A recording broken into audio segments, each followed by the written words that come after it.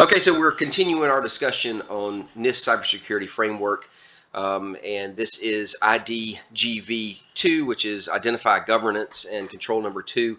The control, we're trying to basically go through these and just kind of talk through it in English. What does this really mean?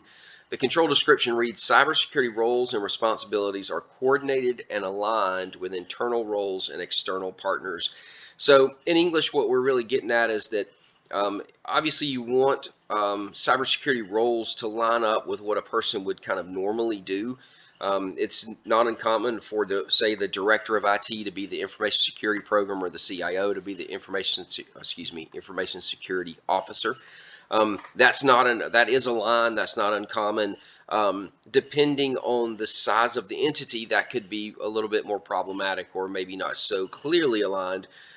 Sometimes you may have a really small organization that everything IT is outsourced, and that's where the external partners are going to come into play.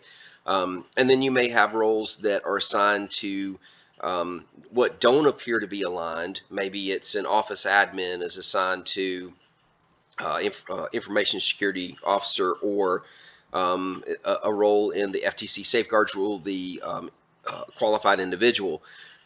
If you have that, one of the things that we suggest is that you kind of bridge that gap, because as someone outside looking in, whether it's us or it's a federal auditor looking at that, it appears unaligned.